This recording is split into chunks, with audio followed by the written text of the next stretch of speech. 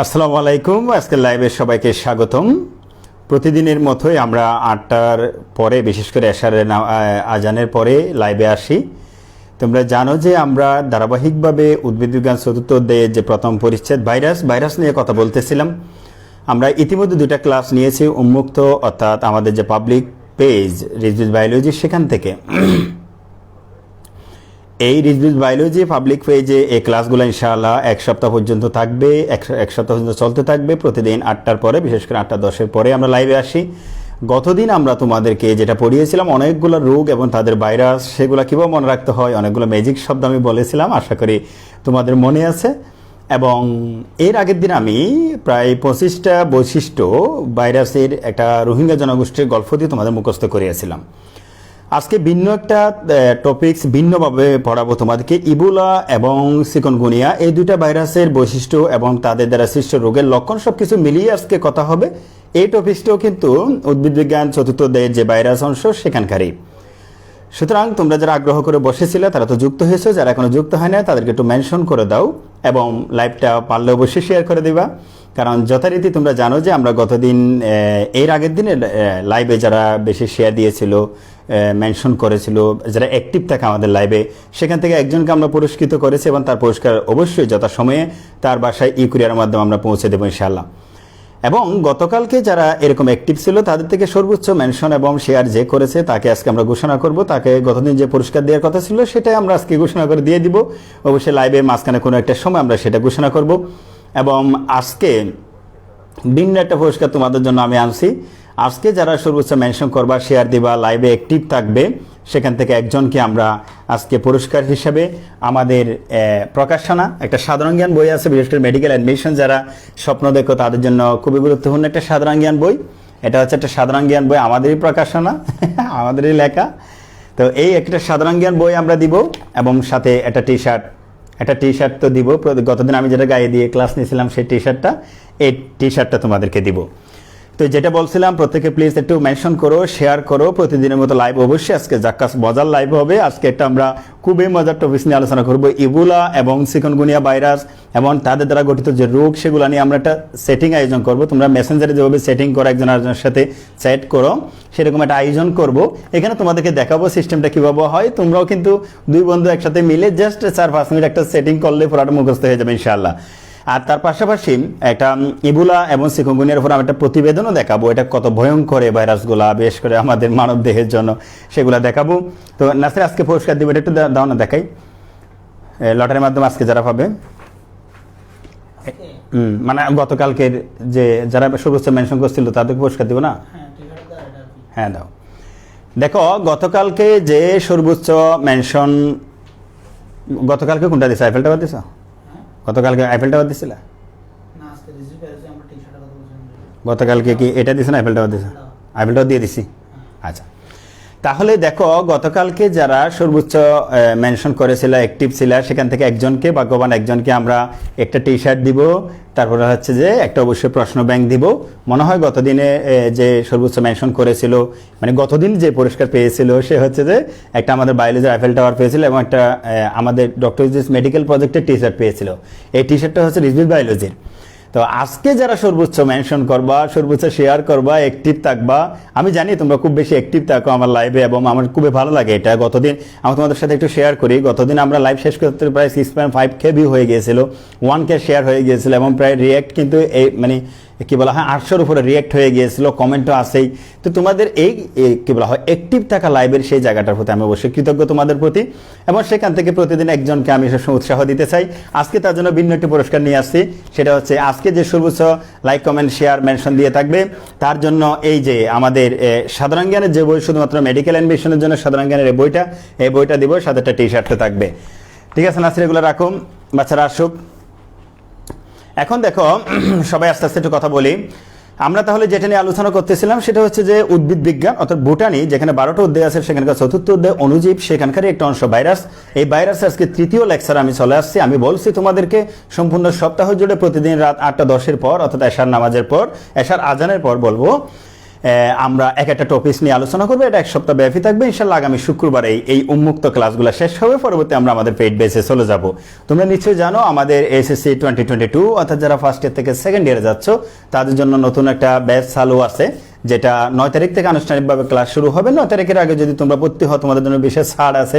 সেটা কীভাবে ভর্তি হতে হবে, ভর্তি কার্যক্রম সবগুলো কিন্তু আমাদের এই ভিডিওর উপরে লিঙ্কে দেওয়া থাকে। তোমরা চাইলে সেখান থেকে ভর্তি কার্যক্রম সম্পন্ন করতে পারো। যদি তোমাদের আমাদের পড়ানোর স্টাইলটা ভালো লাগে তাহলে সেই জায়গা থেকে তোমরা ভর্তি হয়ে যাবো অবশ্যই, এবং 9 তারিখের পরে ভর্তি হতে পারবে, তখন কিন্তু বিশেষ ছাড় ওইটা থাকবে না আর কি। আর আমাদের এসএসসি 21 যেটা আছে সেখানে সম্পূর্ণ ফ্রি শর্ট সিলেবাস 10টা অধ্যায় আছে। এই 10টা অধ্যায় শর্ট সিলেবাস আমরা সম্পূর্ণ ফ্রি পড়াবো। এটারও রেজিস্ট্রেশন চলতেছে, 9 তারিখ পর্যন্ত সময় আছে। মাত্র 200 টাকাতে রেজিস্ট্রেশন করতে হয়, যার বিনিময়ে আমরা একটা টি শার্ট পাঠিয়ে দিই আর 2টা বই পাঠিয়ে দিব। আমি বলছি যেহেতু সম্পূর্ণ ফ্রি পড়াবো, টাকাগুলো আমি রাখবো না। 200 টাকার বিনিময়ে একটা টি শার্ট 2টা বই পাঠিয়ে দিব, কিন্তু রেজিস্ট্রেশন করার জন্য আমাকে বাধ্য হয়ে সেই কিছুটা টাকা নিয়ে এনলিস্টেড করতে হচ্ছিল তাদেরকে। তো বাই দ্য ওয়ে তাদের ক্লাসও কিন্তু 9 তারিখ থেকে ইনশাল্লাহ শুরু হয়ে যাবে। তাহলে আজকে আমরা যেটা নিয়ে আলোচনা করব, আবারও বলছি, ইবোলা ভাইরাস এবং চিকনগুনিয়া ভাইরাস, অনেক নাম তোমরা শুনেছো। এই দুইটা ভাইরাস ক্ষুদ্র ক্ষুদ্র যে ভাইরাসগুলো, অতি আণুবীক্ষণিক যে ভাইরাসগুলো, সেগুলো মানুষের জীবনকে কত স্থবির করে দিতে পারে সেটা তোমরা নিশ্চয়ই বুঝেছো করোনাকে দেখে। কিন্তু করোনাকে দেখার আগে তোমাদের আব্বু আম্মু থেকে জিজ্ঞেস করে দেখিও 2017 সালের দিকে ঢাকাতে চিকনগুনিয়া এত বেশি বেড়ে গিয়েছিল, এটা করে মহামারী আকার ধারণ করার অবস্থা ছিল এবং খুবই খারাপ অবস্থা ছিল। আমার এখনো মনে আছে যে ঢাকা তৎকালীন মেয়র আনিসুল ইসলাম, উনি কিন্তু সাংবাদিকদের জবাব দিয়ে কুল পাচ্ছিল না, এই চিকনগুনিয়ার ইয়াটা কি হবে। এক পর্যায়ে আমার খুব দুঃখ লাগে সেটা, উনি এই টেনশনে এই জবাব দিতে না পেরে উনি মনে হয় স্ট্রোক করে মারা গেছিল। যাই হোক, তো এই একটা ভাইরাস মানুষকে কত টেনশন দিতে পারে সেই চিকনগুনিয়া সম্পর্কে অনেক মজার মজার তথ্য আছে। আমার সৌভাগ্য হয়েছিল, আমি এটা আমাদের মেডিকেলে থাকা অবস্থায় তখন 2017 দিকে চিকনগুনিয়ার একটা সেমিনার করেছিলাম, যেখানে স্যাররা সেমিনার করছিলাম, আমরা উপস্থিত ছিলাম। সেটা হচ্ছে আমাদের শ্রদ্ধেয় স্যার হচ্ছে যে ABM আবদুল্লাহ স্যার, যিনি বর্তমানে মাননীয় প্রধানমন্ত্রীর ব্যক্তিগত চিকিৎসক। উনার একটা সেমিনার আমরা দেখছিলাম, খুব মজা করে চিকনগুনিয়াটা উনি আমাদেরকে বুঝিয়েছিলেন। তখন তৎকালীন শ্রীরঙ্গের মেয়রও ছিলেন। আমাদের বন্ধু বান্ধব যারা আমাদের বেছিল হয়তো অনেকে ছিল এখানে। তো সবগুলো শেয়ার করবো আজকে। ছিল চিকনগুনিয়া জিনিসটাকে এবং তার পাশাপাশি ইবোলা ভাইরাসটাকে, খুবই ডেঞ্জারাস। এই ইবোলা কিন্তু আফ্রিকা মহাদেশে মহামারী আকার ধারণ করেছিল। এই ইবোলার কারণে এই যে করোনা যেভাবে মহামারী আকার ধারণ করেছে সারা বিশ্বব্যাপী, এরকমই কিন্তু ইবোলা কিন্তু আফ্রিকাতে মহামারী আকার ধারণ করেছিল। জিকা ভাইরাস ব্রাজিলে মহামারী আকার ধারণ করেছিল। এই ভাইরাসের রহস্যের ভিতর যখন আমরা প্রবেশ করব, একের পর এক তথ্য আসতে থাকবে, তুমি আশ্চর্য হয়ে যাবা। অতি আণুবীক্ষণিক, অতি ক্ষুদ্র এই একটা জীবাণু, আমি বলবো না অনুজীব, এই একটা অনুজীব কিভাবে সেই আশরাফুল মাখলুকাত মানুষের জীবনযাত্রাকে স্থবির করে দিতে পারে, একেবারে তাদের গতিকে স্তীমিত করে দিতে পারে, গতি কমিয়ে দিতে পারে কাজকর্মের, খুবই রহস্যজনক। আমরা হয়তো কোনো একদিন এখানে করোনা ভাইরাস নিয়ে আলোচনা করব, তবে আজকে ইবোলা এবং চিকনগুনিয়া। প্রথমে বলে নিচ্ছি, চিকনগুনিয়া এবং ইবোলা ভাইরাস, এই দুইটা ভাইরাস আমি প্রথমে কিছু বেসিক কথাবার্তা তোমাদেরকে বলবো স্লাইড আকারে সেখানে। তার পরবর্তী এই দুইটা ভাইরাস আমি তোমাদেরকে দেখাবো ইবোলা এবং চিকনগুনিয়া তাদের নিজের মধ্যে যদি সেটিং করতো মেসেঞ্জারে, সেই বিষয়টা কেমন হতো। অর্থাৎ ইবোলা চিকনগুনিয়া তারা যে নিজেদের মধ্যে কথাবার্তা বলতে, হাই আমি তো ইবোলা, হাই আমি চিকনগুনিয়া, ঠিক আছে, এই জায়গা থেকে তারা সেটিং করলে কিরকম হতো সেইটা আমি তোমাদেরকে দেখাবো। প্রতীকে দুইটা নাম দিয়ে, চিকনগুনিয়াকে আমি সকিনা দিয়ে দেখাবো এবং ইবোলাকে আমি আবুল দিয়ে দেখাবো। আবুল এবং সকিনা এই দুইজনের মেসেঞ্জার সেটিং এর মাধ্যমে আমরা ইবোলা এবং চিকনগুনিয়ার তথ্যগুলো অনায়াসে মুখস্থ রাখতে পারবো। তুমিও সেবা প্র্যাকটিস করে তুমি নিজেকে আবুল মনে করে তোমার একটা বন্ধুকে সকিনা মনে করতে পারো, ঠিক আছে, ওইভাবে তোমরা সেটিং করতে পারো। কত সেটিং তো সারাদিন করো, হাই হ্যালো, তুমি এখন থেকে সেটিং করবা ইবোলা আর কি বলে চিকনগুনিয়া, সেটা সেই জিনিসটা দেখাবো। এবং সাথে একটা সিরিয়াস একটা ডকুমেন্টারিও আছে ইবোলার যে বিষয়টা, সেগুলো দেখলে আমি সবসময় বলি জীববিজ্ঞান আমরা যতই পড়বো, আসলে যত হাসাহাসি করে পড়ি না কেন, দিন শেষে অনেক বেশি শুকরিয়া আদায় করতে ইচ্ছা হয়। পৃথিবীতে মারা যাওয়ার এত বেশি কারণ থাকা সত্ত্বেও তুমি আমি এখনো বেঁচে আছি। পৃথিবীতে মানুষ রোগাক্রান্ত হওয়ার হাজারো কারণ থাকা সত্ত্বেও তুমি আমি এখনো সুস্থ আছি। এই জিনিসগুলো কিন্তু জীববিজ্ঞান তোমাকে ফিল করতে শেখায়। কেমন? তো তুমি ওখানে দেখবা, আমি আজকে আফ্রিকার সেই ভয়াবহ চিত্রের একটা প্রতিবেদনও তোমাদের দেখাবো ইবোলা ভাইরাস কি হয়েছিল তখন। তো সেই জায়গা থেকে উপরওয়ালা আমাদেরকে এখনো রেখে দিয়েছেন। শুক্রিয়া, শুক্রিয়া, অসংখ্য শুক্রিয়া, লাখো শুক্রিয়া। জীববিজ্ঞান তুমি যত পড়বে আমি সবসময় বিশ্বাস করি তুমি তত বেশি আস্তিক হবে, কারণ জীববিজ্ঞান জিনিসটা তোমাকে প্রতি রন্ধ্রে রন্ধ্রে শিখিয়ে দিবে। এটা কোনো না কোনো একটা নির্দেশনা এখানে চলতে থাকে। তুমি যতই বাহাদুরি করো না কেন, তোমার ফুসফুস 4 থেকে 6 মিনিট পর্যন্ত শ্বাস গ্রহণ ত্যাগ না করলে তোমার থেকে এই পৃথিবী থেকে পদত্যাগ করতে হবে। যেই পদত্যাগের কোনো ধরনের সংবাদ সম্মেলন নেই। তুমি যতই বাহাদুরি করো না কেন, তোমায় যতই শরীর গঠন করো না কেন, তোমার হৃৎপিণ্ড বন্ধ হলে পৃথিবী থেকে চলে যেতে হবে। মস্তিষ্ক কাজ না করলে এই হাত তোমার আর চলবে না, তাই না? এভাবে প্রত্যেকটা অঙ্গ একটা আরেকটার সাথে উতপ্রুতভাবে জড়িত হয়ে ব্যালেন্স করে ভারসাম্য রক্ষা করে তোমাকে আমাকে পৃথিবীতে এখনো পর্যন্ত বাঁচিয়ে রেখেছেন, সুস্থ রেখেছেন। এসে শুকরিয়া আর কখনো হতে পারে না। আমি প্রায় সবসময় বলি, ইভেন আমি খুব দুষ্টামি করে বলি, বিশেষ করে যাদের কিডনি যখন আমি পড়াই তখন আমি বলি যে তুমি যে ডেইলি 3 বার প্রস্রাব করো সেখানে কত টাকা ইনকাম হয় তুমি জানো? একবার কিন্তু তোমার ডায়ালাইসিস করতেও কিন্তু অনেক টাকা খরচ হয়। মানে 4-5 হাজার টাকা কোথাও যদি দাতব্য সংস্থা থেকে দিতে পারে, 4-5 হাজার টাকা বেশি খরচ হতে পারে। 3 বার প্রস্রাব করাতে কিন্তু 15,000 টাকা তোমার কি হয়। আমরা যারা খুব বেশি নাফরমানি করি, আমি ক্লাস শুরু করবো, একটু কথা বলে নিই। আমরা যারা খুব বেশি নাফরমানি করি, উপরওয়ালা মনে হয় আমাকে কিচ্ছু দেয় নাই। আরে ভাই, তোমাকে আজকে 200 টাকা ইনকাম করতে দেয় নাই, ঠিক আছে? তোমার প্রস্রাবটা বন্ধ করে নাই, তোমার পায়খানা বন্ধ করে নাই, তোমার রক্ত চলাচল বন্ধ করে নাই, কথা ঠিক কিনা? তোমার শ্বাস গ্রহণ ত্যাগ বন্ধ করে নাই, তোমার শরীরের স্বাভাবিক অ্যাক্টিভিটি বন্ধ করে নাই, তাই না? তো যাই হোক, আমি সে জায়গাগুলোতে যাব। আজকে কয়জন যুক্ত হয়েছেন আছেন? এরা 418। ওকে ওকে, অনেক কথা বলবো রে ভাই, আজকে ভাইরাস নিয়ে অনেক কথা বলবো, ঠিক আছে? আমি এটা একটু সেট আপ করে নিই প্যানড্রাইভটা। ওকে ওকে, যাই হোক, নাসির আমার এখান থেকে তো শেয়ার করে দাও না, এখান থেকে শেয়ার করে দাও, ঠিক আছে? আমরা পড়ালেখা শুরু করব। আজকে কি শুরু করবো তাইলে? আজকে চিকনগুনিয়া এবং ইবোলা। একটা মজার কথা বলি, ইবোলা যেহেতু বিখ্যাত হয়ে গেল, মানে বিখ্যাত বলবো না, কুখ্যাত হয়ে গেল, মানুষেরকে ক্ষতি করে, তো সেই জায়গা থেকে ইবোলা জিনিসটা কি আসলে? তোমরা প্রত্যেকে ভাইরাসের নাম জানো। আসলে ইবোলা একটা কঙ্গো প্রজাতন্ত্র, যেটাকে বলো কঙ্গো প্রজাতন্ত্রের একটা নদীর নাম। সেই নদীর পাড়ে একসময় একটা কৃষক সেখানে ওই ভাইরাস দ্বারা আক্রান্ত হয়ে মারা গিয়েছিল বলে ওই ভাইরাসের নাম ইবোলা ভাইরাস। কখনো তুমি এই ভাইরাসগুলোকে আণুবীক্ষণ চিত্রের নিচে দিয়ে যদি দেখো এখানে ইবোলা লেখা আছে কিনা, গায়ে কোনো ইবোলা লেখা নেই। মানুষের হৃৎপিণ্ডের মধ্যে তুমি যদি ভিতরে গিয়ে দেখো হৃৎপিণ্ড লেখা নেই, ফুসফুসের ভিতরে গিয়ে যদি দেখো ফুসফুস লেখা নেই, মস্তিষ্কের ভিতরে গিয়ে যদি দেখো মস্তিষ্ক লেখা নেই, তাহলে এই নামগুলো কোথার থেকে এসেছে? গবেষণার সাথে মনে রাখার প্রয়োজনে সেই নামগুলো বিভিন্নজন বিভিন্নভাবে দিয়েছে। এরকমই একটা মজার শব্দ হচ্ছে যে ইবোলা হচ্ছে একটা কঙ্গো প্রজাতন্ত্র, আফ্রিকার একটা, মধ্য আফ্রিকার একটা দেশ, কঙ্গো প্রজাতন্ত্র। সেখানকারই একটা নদীর নাম হচ্ছে ইবোলা। সেই নদীর পাড়ে এক সময় এই ভাইরাস দ্বারা আক্রান্ত হয়ে একটা কৃষক মারা গিয়েছিলেন, সেই জায়গা থেকে নাম হয়ে গেল ইবোলা ভাইরাস। সেই ইবোলা ভাইরাস পরবর্তীতে মহামারী আকারে ছড়িয়ে পড়লো এবং বলা হচ্ছে যে সেই ইবোলা নিয়ন্ত্রণের ক্ষেত্রে বিশ্ব স্বাস্থ্য সংস্থা, যেটা হু বলি আমরা, ওয়ার্ল্ড হেলথ অর্গানাইজেশন, সেটা একেবারে ব্যর্থ এবং এখনো পর্যন্ত তার ভ্যাকসিন কিন্তু আসেনি। তার পরবর্তীতে তার আরেকটা ঘটনা যদি আমি বলি, চিকনগুনিয়া। What is this? মানে চিকনগুনিয়া শব্দটা কি? এখানে একটা খুব মজার জিনিস আছে। চিকনগুনিয়া শব্দের এমনি বাংলা যদি আমি করি, সেটা হচ্ছে মুসরানো, মানে মুসরানো। কিন্তু মুসরানো তোমরা বুঝবে না, তোমরা চিটংয়ে যারা আছো তোমরা একটা কথা কি বুঝো? মনে করো আমি কাউকে ফা দিয়ে বা টাচ করে একটা ফিটাই দিলাম, তখন সে কি মানে সেরকম একটু লেঙ্গা হয়ে যায় না? লেঙ্গা বুঝো? লেঙ্গা এটাকে শুদ্ধ ভাষা বলা হয় ল্যাংড়া হয়ে যায়। ল্যাংড়া মানে এত বেশি ব্যথা হয় চিকনগুনিয়া যদি কখনো তোমাকে আক্রমণ করে, এত বেশি ব্যথা হয় তুমি এবার সোজা থাকতে পারবে না। এরকম এই বাইয়ারে ডাক্তার রুমে কেউ যাবে, ও স্যার ও এভাবে যাবে, এইভাবে। এই জন্য এই চিকনগুনিয়াকে কিন্তু ল্যাংড়াও বলা হয়। চিকনগুনিয়া একটা তানজানিয়ার শব্দ, তানজানিয়া এটাও আফ্রিকার একটা দেশ, না আফ্রিকা না, এটা মনে হয় অস্ট্রেলিয়া মহাদেশের একটা দেশ। তো তানজানিয়া যেটা দেশ না, এটা অস্ট্রেলিয়ার ভিতরে পর আসলে। তো তানজানিয়ার একটা শব্দ হচ্ছে চিকনগুনিয়া। তো অনেকে মনে করছিল চিকনগুনিয়া নামটা শুনে মনে হয় বাংলাদেশে মোটাগুনিয়া চিকনগুনিয়া এখান থেকে এটা এসেছে। না রে, একটা মজার কথা বলি তোমাদেরকে আমি। ডেঙ্গু আছে না, ডেঙ্গু যে ভাইরাস, সেই ভাইরাসকে যিনি বহন করেন, ওই যে হেলিকপ্টারগুলো আর কি, জানো তো তোমরা, মশকি আমাদেরকে কামড় দিয়ে কিন্তু মশকি। তোমরা কখনো বলো মানে মশাকে গালি দিও না, তোমাদের আম্মুরা বলে না এই জুলার মাইল্লা ফিরার মশা। এবার আল্লাহ, মশা কখনো মানুষের রক্ত খায় না। মশা খায় মধু, মশা খায় ফুলের রস, গরিব হইলে পাতার রস, কিন্তু খায় কে? মশকি। কারণ মশকির বাচ্চা হওয়ার জন্য, প্রজননের জন্য উষ্ণ গরম রক্তের দরকার হয়। তোমরা প্রাণবিজ্ঞান প্রথম অধ্যায়ে পড়েছো, ম্যামালিয়া যারা আছে, আমরা যারা মানুষ, তারা কিন্তু এন্ডোথার্মিক না, সমুষ্ণ শোণিত যেটাকে বলে। বাই দ্য ওয়ে, আমাদের দেহের ভিতরে তাপমাত্রা থাকে এবং রক্তগুলো গরম থাকে, তারা প্রজননের জন্য উষ্ণ রক্তের দরকার হয়। তাহলে আমাদেরকে কামড়টা দেয় কে? মশকির। মশকির যখন বাচ্চা কাচ্চা দিতে ইচ্ছে হবে, দূরে এসে আমাকে কামড় দিয়ে চলে যাবে। এই জন্য মশকি কিন্তু আওয়াজ করে না, মশকি এসে আস্তে আস্তে খাইতে থাকে, আওয়াজটা করে কিন্তু মশা।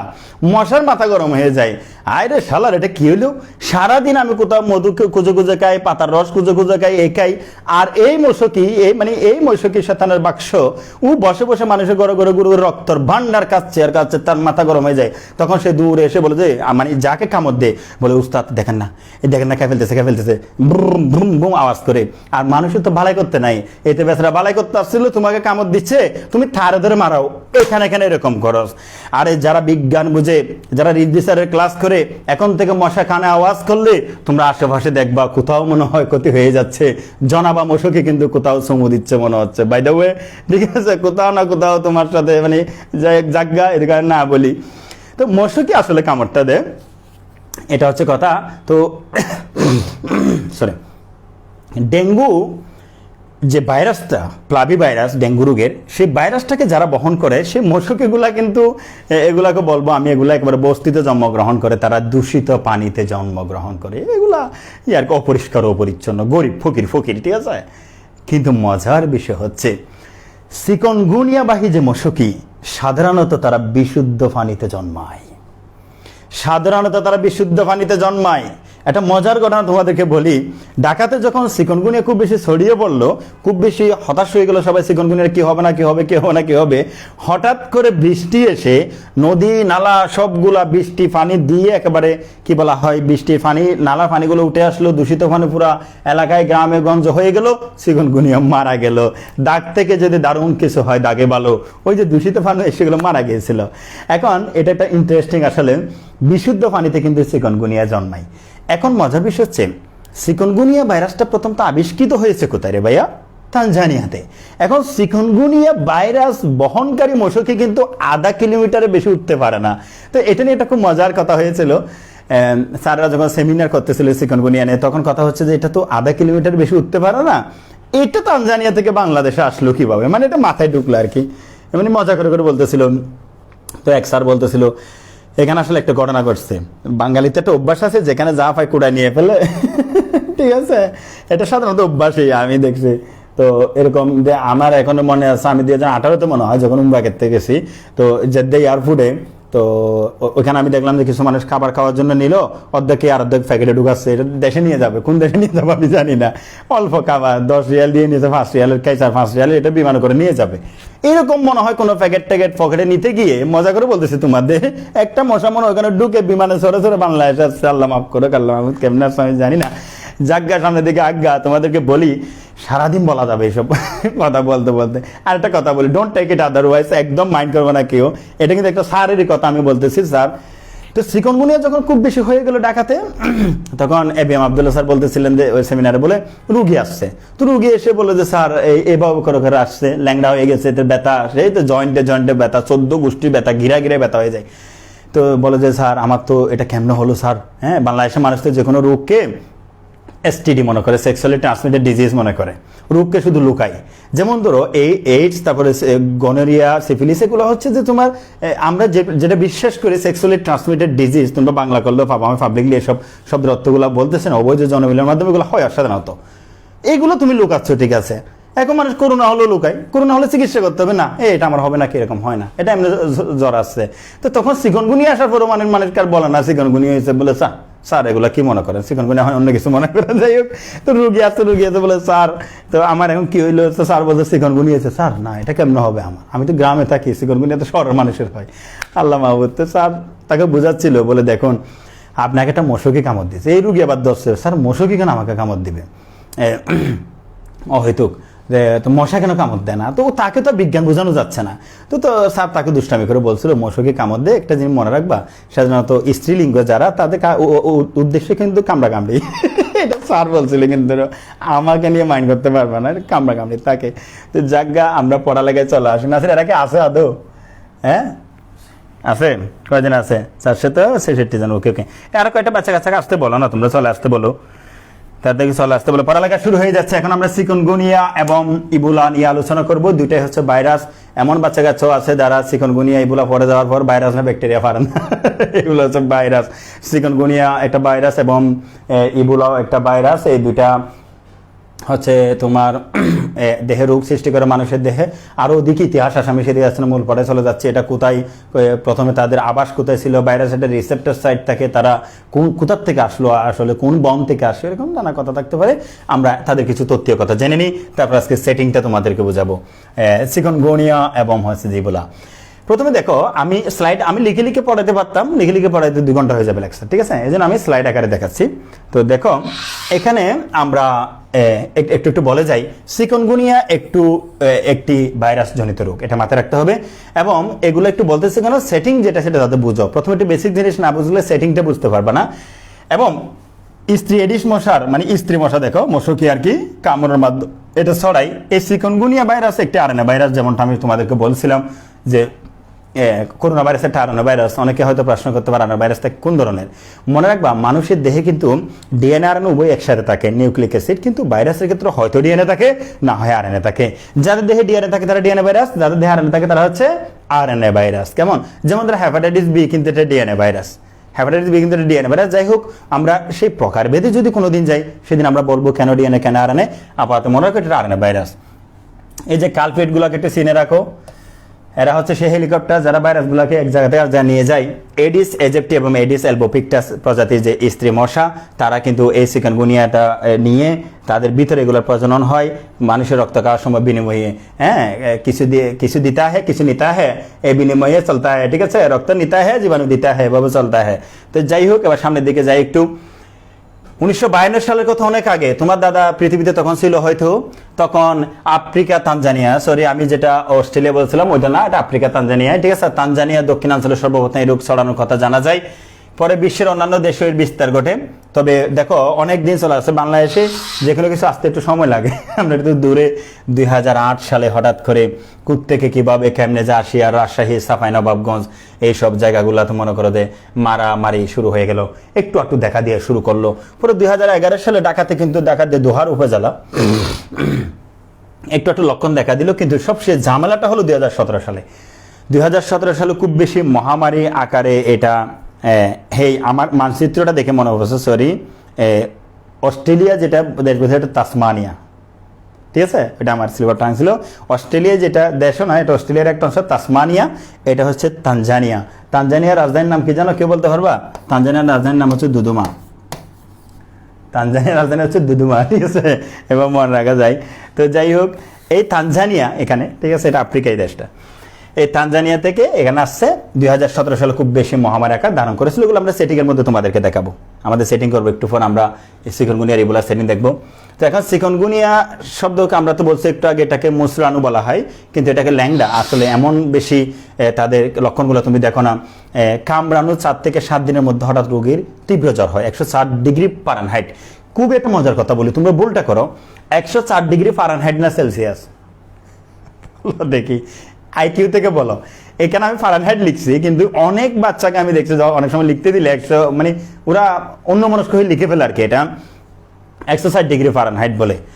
আল্লাহ মাফ করুক, 100 ডিগ্রি সেলসিয়াস তাপমাত্রা পানি ফুটে, আর 160 ডিগ্রি সেলসিয়াস তাপমাত্রা আমার দেহে যদি হয় যে পানিগুলো সেগুলো ফুটতে থাকবে, তখন মুখ থেকে মেহমান তেমান আসলে হুক করে দিয়ে একটা চা দিতে পারবো। আল্লাহ, এগুলো কে হাইট? ফারেনহাইট, ঠিক আছে? এগুলো কে হাইট বলো তো? ফারেনহাইট। 100 কত?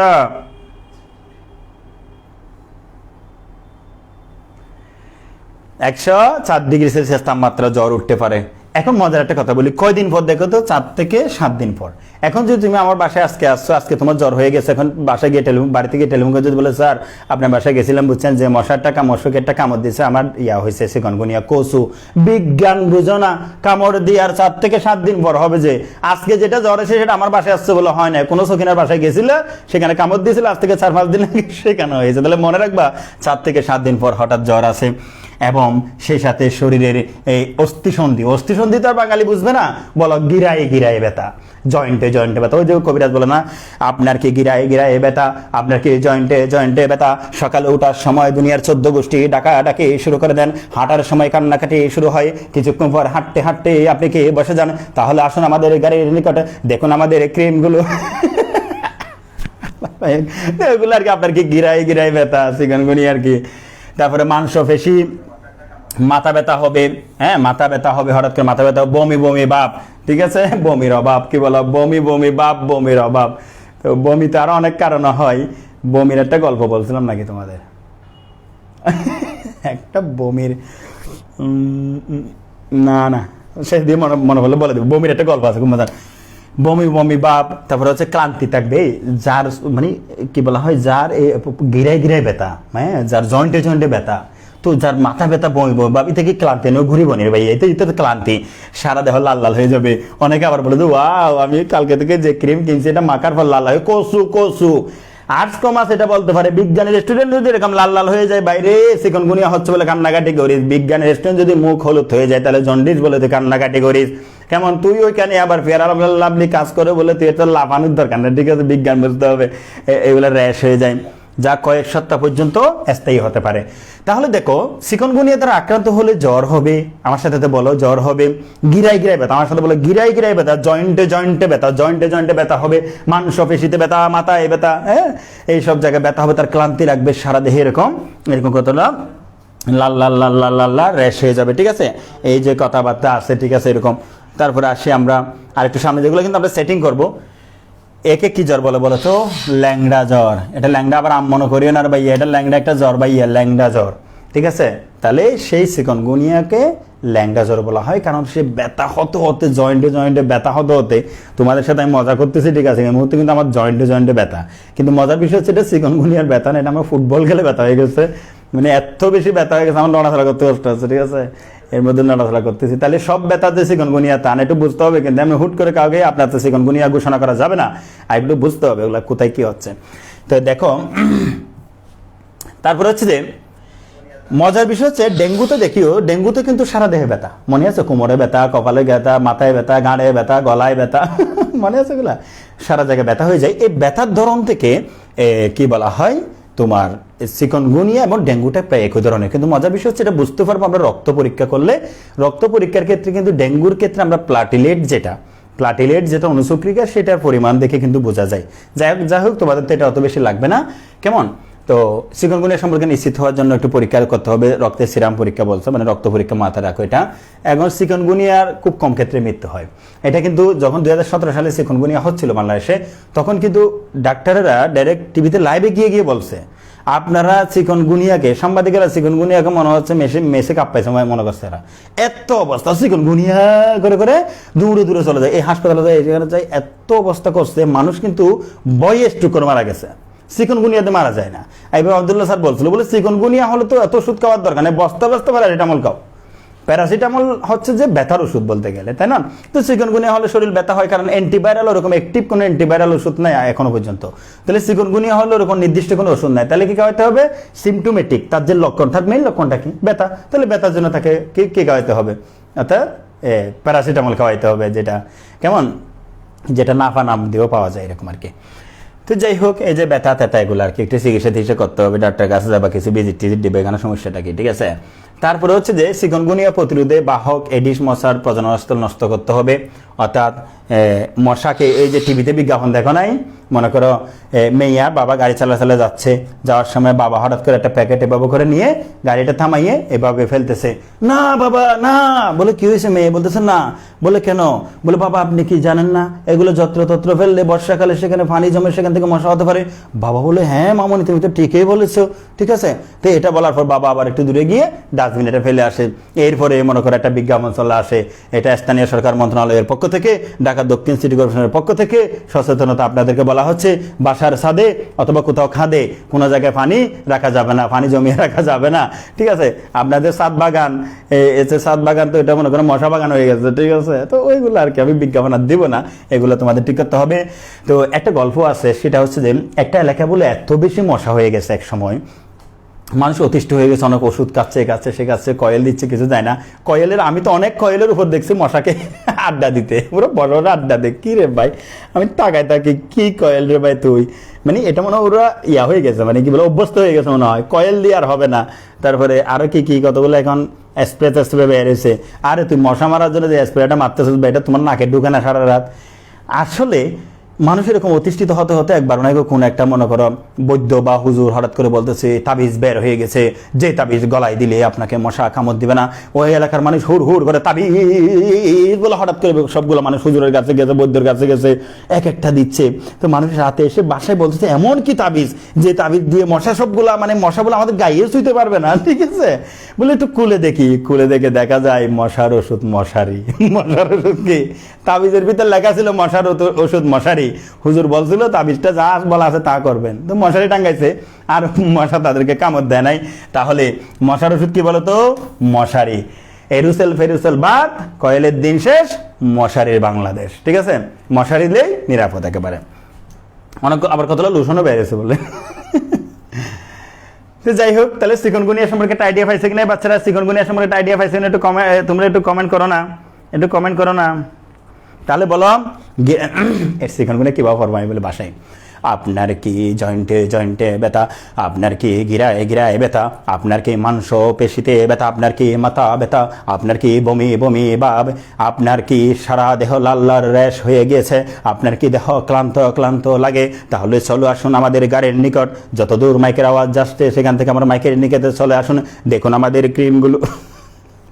আমি পারি না, চেষ্টা করছি।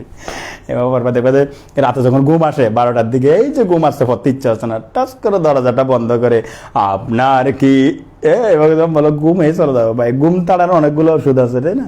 এবার পড়বা। তো যাই হোক, আমরা ইবোলাতে যাই। ইবোলা ভাইরাস, ঠিক আছে, ইবোলা ভাইরাস সাম্প্রতিককালে খুবই মারাত্মক আকার ধারণ করেছে। বেশিরভাগ ভাইরাসের উৎপত্তি আফ্রিকা থেকে। আমি আফ্রিকান মানুষগুলোর প্রতি সম্মান রেখে বলি, এবং খুব বেশি আমি বলি, তোমরা তো এখনো ছোটো, আফ্রিকার ইয়াগুলো সম্পর্কে তোমরা খুব কম জানো। আমি অনেক ঘাটাঘাটি করছি এগুলো, আফ্রিকার মানুষগুলো ওরা আসে কীভাবে। আসলে এমন কিছু দেশ আছে যেখানে আসলে মানুষ হিসেবে তারা নেই, মানে বন্য প্রাণী হিসেবে তারা সেখানে আছে, এবং তারা বন্য প্রাণীর এত বেশি সংস্পর্শে থাকে, এবং তাদের সে উন্নত জীবনযাত্রা সেগুলো সেখানে নেই বললে চলে। এটার একটা খুব বড় কাহিনী আছে, সেটা আমি এখানে বলবো না ওপেনলি। সেখানে মানে একটা আমাদের বড় একটা শক্তিধর রাষ্ট্র সেই পুরো আফ্রিকা মহাদেশটাকে ব্যবহার করে রেখেছে। মানে আমি ওগুলো ঘাটাঘাটি করতে গিয়ে জানলাম আর কি, কিন্তু তাদের জীবনযাত্রার উন্নতি হয় না, যার কারণে যার প্রভাবটা পড়তেছে। একটা কথা বলে না, নগরে নগরে আগুন ধরলে দেবালোকে এড়াতে পারে, নগর পুড়লে দেবালোকে এড়াতে পারে, এরকম একটা কথা আছে। কেমন, তোমার নগরে যদি আগুন ধরে তুমি দেবালয়ে বসে থাকলে তখন ওখানে তো আগুন চলে আসবে।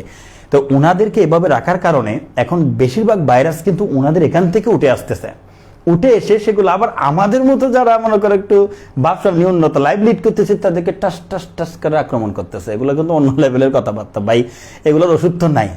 এত গবেষণা আপনারা করলেন, এখনো পর্যন্ত এইচআইভির জন্য যে ফুস্টার দেওয়া হয় সেখানে উপরে লেখা থাকে ধর্মীয় অনুশাসন মেনে চলুন, তাই না? সেখানে তো কোনো ট্যাবলেটের নাম নাই রে, সেখানে তো কোনো ভ্যাকসিনের নাম নাই।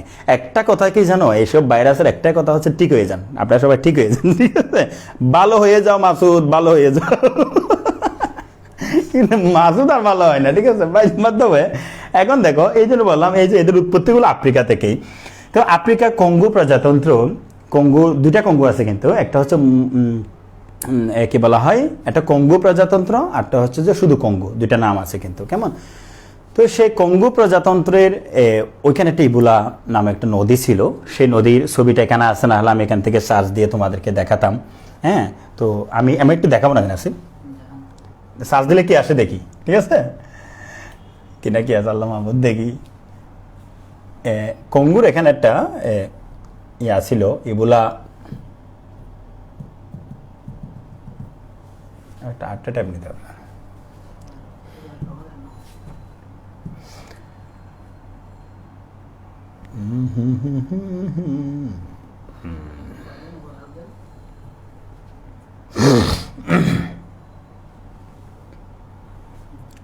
ইবোলা লেখি, ইবোলা কি লিখবো, ইবোলা রিভার, ঠিক আছে? ভাইরাস লিখবো না, রিভার, ইবোলা রিভার। আমি সার্চ দিলাম, কি আসে দেখি।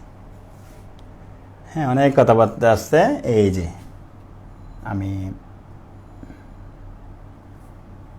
যে কোনো একটা ইমেজ দিই ইবুলা নদীর, যেমন ধরো এই ইমেজটা দেখি আমরা। হ্যাঁ, তো দেখো এখানে স্পষ্ট লেখা আছে, ছোট করে লেখাটা তুমি হয়তো বুঝতেছো না, সেখানে স্পষ্ট লেখা আছে যে এই ইবুলা হচ্ছে যে ইবুলা রিপাবলিক, কঙ্গো রিপাবলিক যে দেশটা, সেখানে এই হচ্ছে একটা ইবুলা নদী। তো আমি নদীটা একটু নিয়ে না কে বলা, আমরা একটু দেখাই না তোমাদের, তোমরা একটু ধৈর্য দিলে আমি দেখাতে পারবো এটা, ঠিক আছে।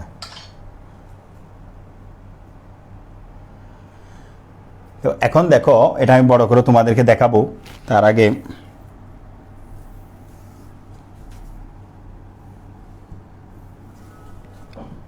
এই যে দেখো এটা হচ্ছে ইবুলা নদী, নাসিন দেখা যাচ্ছে? এই হচ্ছে ইবুলা নদী। এই যে মনে করো তোমরা এখন আফ্রিকাতে বিনা পয়সা নিয়ে আসছে তোমাদেরকে এইভাবে করে আমরা চলে আসছে, ঠিক আছে। এই নদীর পাড়ে একটা কৃষক সর্বপ্রথম এই ভাইরাসটা দ্বারা আক্রান্ত হয়েছিল বলে এটাকে ইবোলা ভাইরাস বলে। ইবোলা ভাইরাস কিন্তু নবাব সিরাজউদ্দৌলা চিনেন না, কারণ নবাব সিরাজউদ্দৌলা তো মারাই গেছে রে ভাই, কি বাঁচতেছে? আচ্ছা, নবাব সিরাজউদ্দৌলা মারা গেছে কিন্তু কততে, 1857 সালে। তখন ইবোলা ভাইরাস মানুষ চিনে না, তাই না? আচ্ছা তোমাদের একটা মজার কথা বলি, এটা প্রায় সময় প্রশ্ন করি, এই নবাব সিরাজউদ্দৌলার কি বলা হয়, ব্লাড গ্রুপ কি ছিল? দেখি কমেন্ট করো। নবাব সিরাজউদ্দৌলা ব্লাড গ্রুপ কে বলতে পারবে দেখি বাচ্চারা? নবাব সিরাজউদ্দৌলা ব্লাড গ্রুপ কি রে?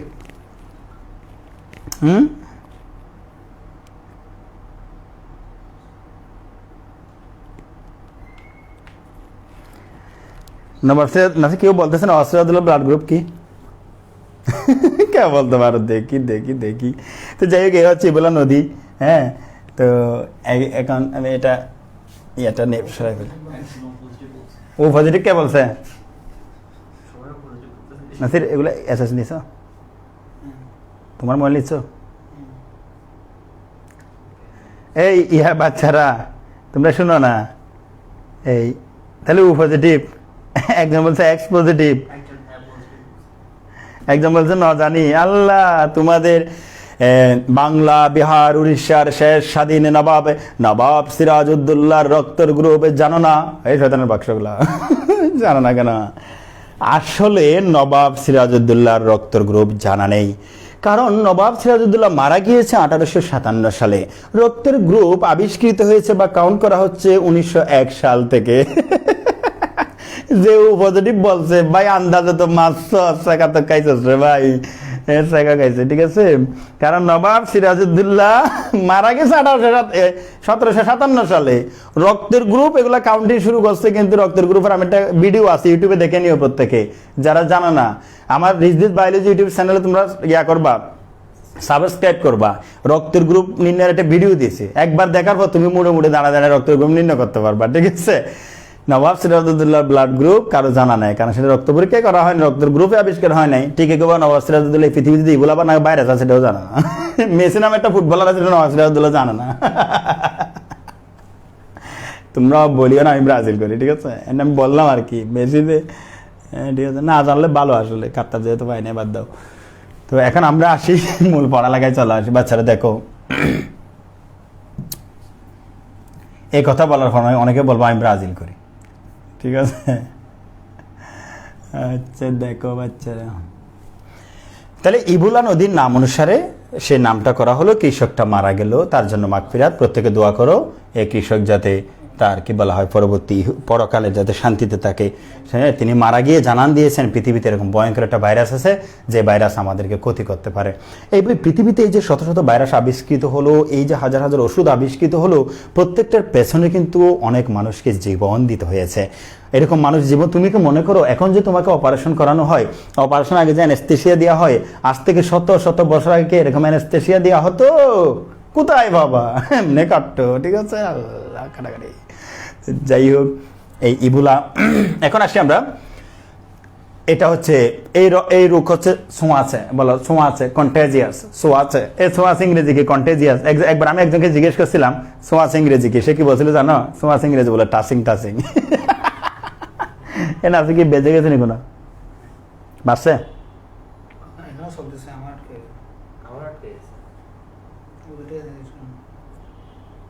কোথায় চলতেছে? এই লাইভ ঠিক আছে কিনা দেখো তো, একটু এদিক ওদিক আটকাচ্ছে মনে হচ্ছে বাবা।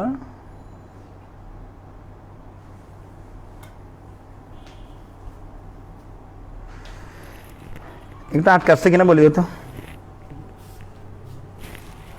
তো দেখো আমি যেটা বলছিলাম সেটা হচ্ছে যে এটা হচ্ছে যে যদি এদিক ওদিক ডিস্টার্ব করে একবার বের হয়ে আবার প্রবেশ করিও। আচ্ছা ঠিক আছে। তো এটা হচ্ছে স্পর্শের মাধ্যমে হয়, কন্টাজিয়াস মনে থাকবে, ছোঁয়াচে একজন থেকে আরেকজনের কাছে যেতে পারে সে রোগটা। তো এগুলো দেখো 14-15 সালের দিকে আফ্রিকা, পশ্চিম আফ্রিকা কিছু দেশ আছে, গিনি, তারপরে হচ্ছে সিয়েরা লিওনের রাজধানীর নাম কারো মনে থাকলে বলতো, সিয়েরা লিওনের রাজধানীর নাম, তারপর হচ্ছে সাইবেরিয়া, এইসব জায়গাগুলোতে ছড়িয়ে পড়েছিল প্রায় 11,000 লোক মারা গিয়েছিল, যেখানে স্বাস্থ্যকর্মী সহজ। তবে করোনা ভাইরাসের কাছে এগুলো কিচ্ছু না। করোনা ভাইরাস যদি গ্র্যান্ড ডিনার হয়, ইবোলা ভাইরাস হচ্ছে সকালের নাস্তা, ঠিক আছে, মানে ক্ষতির দিক দিয়ে আর কি, এগুলো ছোট্ট বিষয়। কেমন? সিয়েরা লিওনের রাজধানীর নাম কি কেউ বলছে? এখন দেখো ইবোলা কি ঘটনা করে। ইবোলা যেটা করে, এখানেও জ্বর আসে, ব্যথা, তবে দেহের কোষ পেটে যায়, এটা খুবই ডেঞ্জারাস। মানুষের এই ইবোলা যারা যখন আক্রান্ত হয়, কোষের লাইসিস হয়। আমি গত ক্লাসে বলছিলাম কোষের লাইসিস, কেমন, লাইসিস অফ দ্য সেল, অর্থাৎ কোষগুলো ভেঙে যায়, মানে একেবারে কি বলা হয়, নষ্ট, ফেটে যায় এভাবে কোষগুলো। আমি ছবি দেখাবো কয়েকটা। চোখ, নাক, কান, গলায় রক্তক্ষরণ হয়, শরীর দুর্বল হবে, যে কোনো রোগে দুর্বল হয়, পেটে ব্যথা শুরু হয়। এই কারো পেটে ব্যথা হলে এমনি কি বলিও না, ইবোলা বলিও না, এমনি আরো লক্ষণও লাগবে। এমনি কেউ যদি আমার পেট ব্যথা করে, তোমার তো ইবোলা বা বলে দেওয়া যাবে না, ঠিক আছে। এই পেট ব্যথা এখানে থাকতে পারে। আর হচ্ছে যে বমি এবং কফের সাথে রক্ত বের হয়, ডায়রিয়া দেখা দেয়। এই ডায়রিয়া কি জিনিস, ডায়রিয়া কাকে বলে কে বলতে পারবো? What is the diarrhoea? Diarrhoea কাকে বলে, ডায়রিয়া কাকে বলে কে বলতে পারবো না আসলে এখানে? ওরা কি কিছু উত্তর দিচ্ছে? আদৌ দিচ্ছে বাচ্চারা? ডায়রিয়া কাকে বলে? ঐশ্বরিয়া, ম্যালেরিয়া, ঠিক আছে, সেখান থেকে ডায়রিয়া না।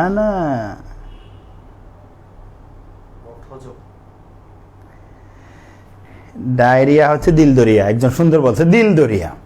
আমি তোমাদের বলে একটা ডায়রিয়া, আরেকটা হচ্ছে যে আমাশয়, আরেকটা হচ্ছে কোষ্ঠকাঠিন্য। আমি তোমাদের জাস্ট একটা বলি ভাই, কিন্তু কেউ মাইন্ড করবে না। এগুলা কিন্তু বাস্তবতার সাথে মিল আছে। আমাশয় জিনিসটা হচ্ছে যাওয়ার পর কোথায় যাবি বুঝছিস তো, যাওয়ার পর আশায় বসে থাকি আর আসে না, আশায় বসে থাকি আর আসে না, আশায় বসে থাকি আর আসে না, বুঝছো নিশ্চয় কোথায় বসে থাকি, তার নাম হচ্ছে আমাশয়। আর হচ্ছে ডায়রিয়া হচ্ছে দিলদরিয়া, গেলাম মানে গেলাম একেবারে দিলদরিয়া, যাবে যে একেবারে যাইতে থাকবে যে, দিলদরিয়া, তার নাম হচ্ছে কি ডায়রিয়া। আর কোষ্ঠকাঠিন্য জিনিসটা হচ্ছে যে, কোষ্ঠকাঠিন্য যাদের হয় তারা কিন্তু শিল্পী হয়ে যায়, মানে ভালো শিল্পী হয়ে যায়। এরকম যেমন ধরো ওদের তো 80 তো দূরের কথা, আসবে কিন্তু নানা কি বলা হয়, ঝড় তুফান নিয়ে আসবে, তখন তারা বলবে আম্মু, হ্যাঁ। তো এভাবে আর কি, এগুলো কি আম্মু, ঠিক আছে। এই যে এগুলোকে অপরা সঙ্গীত বলে মনে হয়। এই সঙ্গীত শেখার জন্য কোথাও যাওয়ার দরকার নেই। কোষ্ঠকাঠিন্য যার একবারে সেখান থেকে বের হওয়ার সময়, আম্মু এগুলো কি, তুমি কোথায়, ঠিক আছে। তাহলে যেটা দিলদরিয়া তার নাম ডায়রিয়া, আশায় বসে থাকে, আশার শেষ হয় না, তবু আসে না, তার নাম আমাশয়। আর যেটা হলে মানুষ ওটু গান করতে থাকে, তার নাম হচ্ছে কোষ্ঠকাঠিন্য, জাগ্গা সামনের দিকে আজ্ঞা। দেখো এখানে যে রোগটা, সেই রোগের মধ্যে প্রধানত লক্ষণ হচ্ছে রক্ত ঝরতে হবে। এখন কেউ কাউকে টাস করে মেরে দেওয়ার পর নাক দিয়ে রক্ত ঝরলো, বলিস না যে তার ইবুলা হয়েছে, বাইরে তার মারছে যে, ঠিক আছে।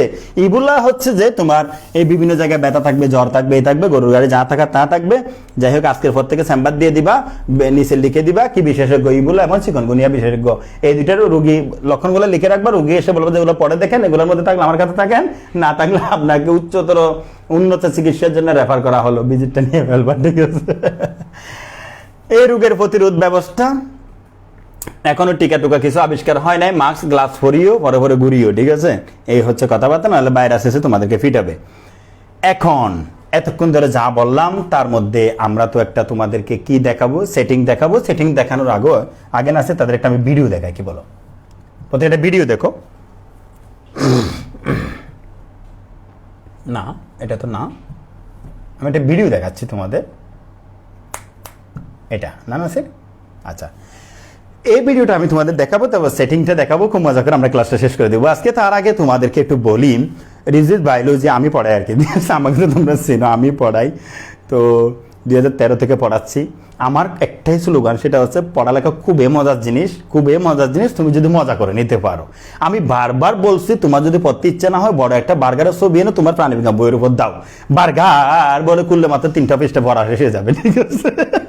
তোমার যদি পদার্থবিজ্ঞান পড়তে ইচ্ছে না হয়, ঐশ্বরিয়া রায়ের ছবিটা তার উপর লাগাও, যদি গুণা হবে জাজ্ঞা সামনে থেকে আজ্ঞা, তো তোমরা লাগানো ঐশ্বরিয়া বলে বাবু কলে মানে দিলেন হয়ে যাবে। তোমরা তো বোকা, বই কতগুলো এমন ভাবে রাখছো যেখানে পদার্থ রসায়ন সব লেখা আছে, দেখলে আম্মা কেন যাই, আম্মা কেন যাই, তো বইগুলোর উপর এগুলো লিখে রাখছে কেন? বইগুলোর উপর তোমার যা যা ভালো লাগে, মেসির ছবি লাগাই রাখো না, রোনালদোর ছবি লাগাই রাখো না, ব্রাজিল 5টা কাপ পাইছে ওগুলো এখানে লাগাও না। যদি যারা আর্জেন্টিনা করে কষ্ট হয়ে যাবে, 2টা কাপ শুধু জাগা, সমস্যা নাই, এগুলা লাগাবা, মেসি লাগাবা, ওইখানে লাগাই রাখবা। এবার যখন রুমে ঢুকবা, ওয়া মেসি বলে টেবিলে গিয়ে বসে গেছে, তাই না? তো যাই হোক, আমরা মজা মজা পড়ালেখা করি, গল্প, ছন্দ, কবিতা এগুলো চলতে থাকবে। আমি বিশ্বাস করি পড়া বোঝার পরেও কিন্তু মনে রাখতে হয়, মনে রাখতে হয় এই জন্য, দ্রুত বলার জন্য, কারণ সকল পরীক্ষা কিন্তু সময়ের পরীক্ষা। তুমি যদি বিশ্বাস করো বেসিক বোঝার পর মজা মজা পড়তে হবে, মুখস্থ রাখতে হবে, ছন্দ, গল্প, কবিতায়, নাটকে, দৃশ্যপটে, তাহলে তুমি অবশ্যই আমাদের SSC 22 যে ব্যাচটা চলতেছে, যে ব্যাচটা শুরু হচ্ছে 9 তারিখ পর্যন্ত বিশেষ ছাড় আছে তোমাদের জন্য, যেগুলো নিয়ে তোমরা চকলেট টকলেট খাইতে পারবা, যে টাকাগুলো তোমাদের বেঁচে যাবে, কেমন? সেই ব্যাচটাতে তোমরা ভর্তি হয়ে যাও। যদি লাগে ভালো তাহলে সাথে চলো, এটা আমি প্রতিদিন বলি, যদি লাগে ভালো তাহলে সাথে চলো আমার সাথে। 9 তারিখের মধ্যে তোমরা টিকিট টাক্কর করে টিকিট এখানে ভর্তি হয়ে যাবা। এটার উপর লিঙ্কের উপর বলতেছে কোথা, মানে ভিডিওর উপর লিঙ্ক দেওয়া থাকবে, তোমরা সেখানে ঢুকে ভর্তি হয়ে যাবা। তাহলে খুবই মজা, আমরা 24টা দেবো পড়বো ইনশাল্লাহ। আর যাদের ভালো লাগবে না তাদের জন্য তো অবশ্যই শুভকামনা রইলো। হ্যাঁ, ভালো না রাখলে বউ তার সংসার হবে না। মনে করো আমার পড়া তোমার ভালো লাগে না, তারপর ভর্তি হয়ে গেছো, 1 বছর ধরে এই সংসার কি চলবে? ভালো না লাগানো তো চলবে না।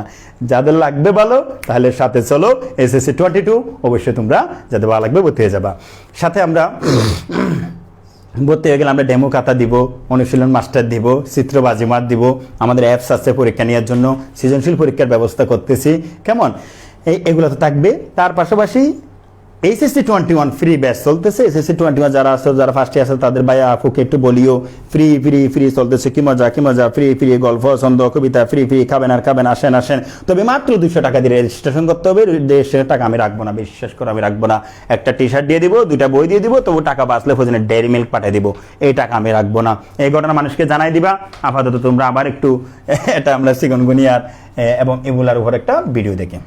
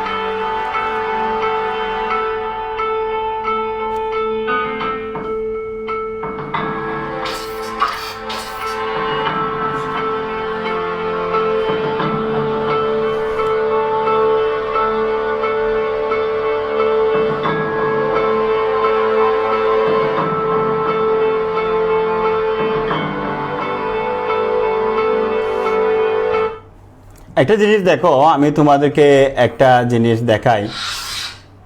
এই যে তুমি ওনার দেহটা দেখো কেমন, মানে ইবুলা হলে জাস্ট এরকম হয়ে যায়। এটা আমরা নিজেরাও কিন্তু কখনো নিশ্চয়ই দেখছি। এটা অতি সম্প্রতি কিন্তু ঘটনাগুলো ঘটছে আফ্রিকাতে স্বাস্থ্যকর্মীদের এভাবে। তো আমরা যারা করোনা আসার পর PPE থেকে শুরু করে ডাক্তারদের যে বা স্বাস্থ্যকর্মীদের যে সুরক্ষা ব্যবস্থা, এগুলো নতুন মনে করছে অনেকে।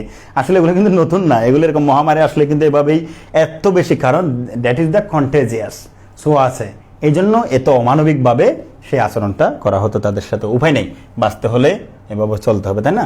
দেখি আমরা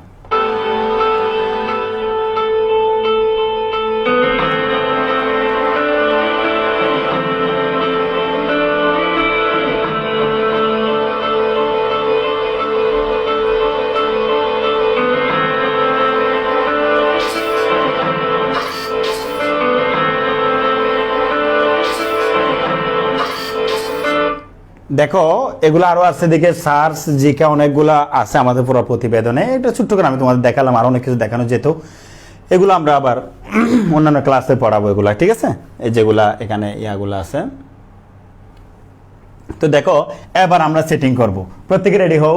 আমরা এবার এতক্ষণ ধরে যা পড়লাম, যে এই যে চিকনগুনিয়ার ক্ষেত্রে গিরায় গিরায় ব্যথা, যা ব্যথা, আবার ডিগির ডিগির, এগুলার ক্ষেত্রে মনে হয় রক্ত ঝরতেছে, এ করতেছে সে করতেছে, সবকিছু মিলিয়ে তারা দুইজনকে কি মজার ভাবে মধুর সুরে দুইজনে সেটিং করতেছে।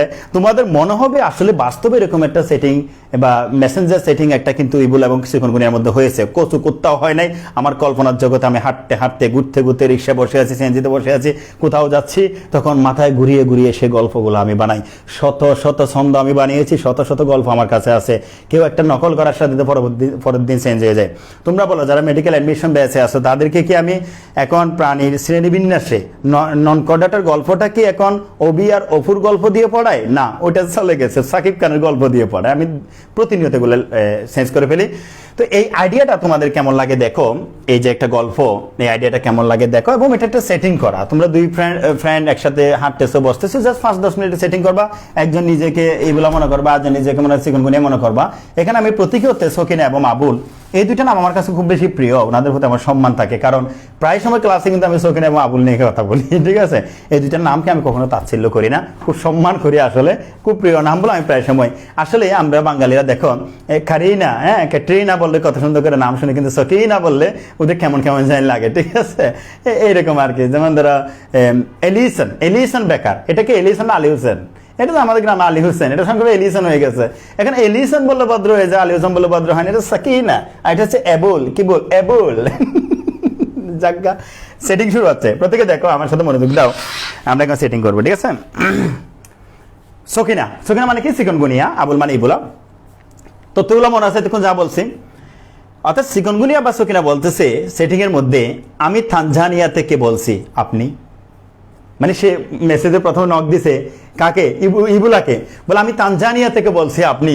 এ বলছে আমি কঙ্গুর ইবুলা নদীর তীর থেকে বলছি। তো মানে তো কি হয়েছে, মানে সেটিং চলতেছে। সকিনা চিকনগুনিয়া বলতেছে 1952 সাল হতে এডিস মশকির মাধ্যমে মানুষকে সেবা দিচ্ছি। দেখছো এর আগে সেবা দেয়, এরা মানুষকে মেরে ফেলে, কিন্তু তারা গোপন সেটিং এ বলতেছে 1952 সাল হতে এডিস মশকির মাধ্যমে মানুষকে সেবা দিচ্ছি। এ আরো ফাঁকাফাঁকি শুরু করছে, 1976 সাল হতে মশকির মাধ্যমে মানুষকে সেবা দিচ্ছে আমিও। তাদের মধ্যে সেই সেটিং চলতেছে। এবার সকিনা বলতেছে, বলে দেখুন আমি 2008 সালে বাংলাদেশের রাজশাহী চাঁপাইনবাবগঞ্জে, মানে বাংলাদেশের উত্তর সিলেটে বলতেছে, এমনকি 2011-17 সালে ঢাকা শহর মেরে দিছি। আপনি মানে একজনের যোগ্যতা একজন প্রমাণ করতেছে। ইবুলা বলতেছে, বাইরে তুমি কি আমাকে ছোট মনে করছো? আমি 2014-15 সালে গিনি, সিয়েরা লিওন, সাইবেরিয়া মেরে বাংলাদেশ আসার সময় পাইনি। তুমি বাংলাদেশে গিয়ে মরতেছো। এদের মধ্যে একটা মজার সেটিং হচ্ছে, তাদের একটা ফ্রেন্ডলি একটা আলোচনা হচ্ছে। এবার সকিনা বলতেছে, এ মিয়া তুমি কি মেরে দিছো, কারে কি মারছো? হ্যাঁ দেখো আমার কি ক্ষমতা দেখো, 7 থেকে 5 দিনের মধ্যে 160 ডিগ্রি জ্বর উঠাই আমি পেশি, মাংসপেশি, মাথা ব্যথা, বমি ভাব, ক্লান্তি, র্যাশ ফ্রিতে দিচ্ছে এগুলা। মানে এগুলা নাকি বন্ধ করো, এগুলা সবগুলা নাকি ফ্রিতে মানুষকে দিচ্ছে। কে? সকিনা ফাঁকাফাঁকি করতেছে। সকিনা বলতেছে আপনি এরকম কিছু দিচ্ছেন? তখন কি বলা হয়, আবুল বলতেছে 2 থেকে 21 দিনের মধ্যে বিশ্বাস করো তুমি তো 7 ডিগ্রি উঠাও, 4 থেকে 6 ডিগ্রি, 107 থেকে 6 ডিগ্রি ফারেনহাইট পর্যন্ত আমি জ্বর উঠাই, কুশ ফেটে ফেলি, চোখ নাক কান গলাতে ফ্রিতে রক্ত জ্বরাচ্ছে, আমি স্পর্শ করলেই স্পর্শতে কাজ সেরে দিই, মানে স্পর্শতে কাজ সেরে দেয়, মানে কন্টাজিয়াস। একজন আরেকজনের সাথে ফাঁকাফাঁকি শুরু করছে, মানে কে কত বেশি মারাত্মক। যদিও তারা বলছে সেবা দিচ্ছে, এগুলা দেখছো, এগুলা ইয়াভাবে সেই সেটিং এর মাধ্যমে বলবো যে আপনাকে একটা ওষুধ দিচ্ছি, হয়তো বলতে পারে এরকম। সেদিকে আমি যাচ্ছি না, জাজ্ঞার সামনে দিকে আজ্ঞা। তো এখন দেখো সকিনা বলতেছে, দেখো সারা দেহে ব্যথা রেখে মুসরাইয়ার ব্যথা বাড়াই, এই আরো বুঝাচ্ছে তার ইয়া, বলে 3 থেকে 4 মাসের আগে তো ছাড়ি না আমি। বলে আপনি? বলে 250 জন স্বাস্থ্যকর্মী সহ 11,000 মারছি আমি। মানে ফাঁকাফাঁকি করতেছে দুজনে। তো সকিনা বলতেছে এখনো আমার প্রতিষেধক আবিষ্কার করতে পারে নাই। এ কি বলছে জানো, আমারও হয়নি, সম্পূর্ণরূপে ব্যর্থ। বলে বিশ্ব স্বাস্থ্য সংস্থা আমাকেও মারার চেষ্টা করছে, কিন্তু পারে নাই। দুইজনে দেখতেছে আসলে দুইজনেরই ক্যারেক্টার একই।